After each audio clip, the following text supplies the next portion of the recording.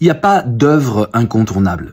Il y a des œuvres qui ont jalonné l'histoire de l'art, mais il n'y a pas d'œuvre incontournable. Vous ne devez pas impérativement regarder cette œuvre pour faire partie du saint des saints et faire partie d'une sorte d'élite des snobinards de l'art. Ça ne fonctionne pas comme ça. On veut vous fourguer une sorte d'aveuglement sur la dimension politique d'un artiste au nom de son œuvre.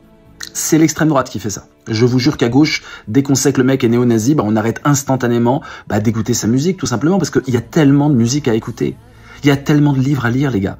En une vie, vous pourrez même pas lire 3 rayons de bibliothèque. Donc, parce qu'il y a beaucoup de choses à parcourir, il faut faire des sélections. Et plutôt que de choisir des gens qui sont d'extrême droite, des gens qui ont fait du mal aux autres, des gens qui ont dit de la merde, on va choisir des choses vraiment inspirantes qui nous politisent dans le bon sens du terme, c'est-à-dire qui nous donnent l'amour du prochain et puis la forte notion de justice internationale, hein, de justice pour tous les humains et pas un petit groupe. Voilà, donc je vous mets en garde vraiment. C'est pas parce qu'un mec vous sac et puis fait le petit mariole que c'est pas une taupe d'extrême droite qui cherche à fédérer la jeunesse autour d'un logiciel d'extrême droite qui va finalement pas simplement vous rendre snob et imbu de vous-même, ça c'est pas grave quand on est jeune, mais qui va vous déboussoler politiquement. Ça s'appelle le confusionnisme et ça fait toujours le jeu de l'extrême droite, même quand on se réclame de gauche. Force à vous, mais pensez qu'il y a un truc très simple, ça s'appelle se désabonner, ça s'appelle même bloquer. Et je pense que dans TikTok, il est très intéressant de pouvoir se désabonner et bloquer certains comptes qui veulent polluer votre logobiote, ou alors les combattre, réellement les combattre, mais certainement pas vous laisser imprégner par cette rhétorique. Ça commence par Godard et ça finit par du néo-nazi. C'est absolument abject, les amis. Soyez plus malins que ça, vous êtes la jeunesse, vous êtes l'avenir. Soyez malins, les gars.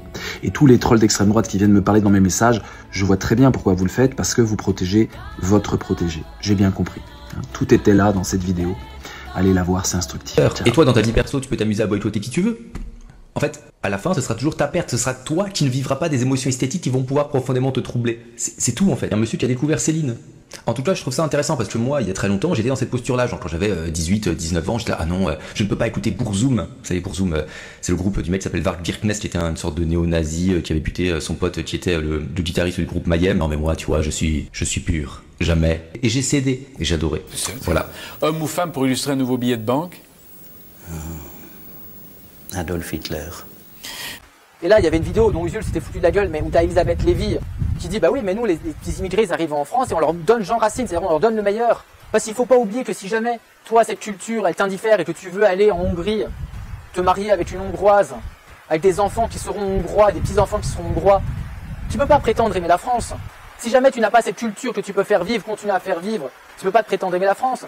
Parce qu'à côté, il faut pas oublier que les élites cosmopolites mondialisées, d'accord, elles ont lu tous ces livres, elles la connaissent l'histoire de France, mais elles la méprisent.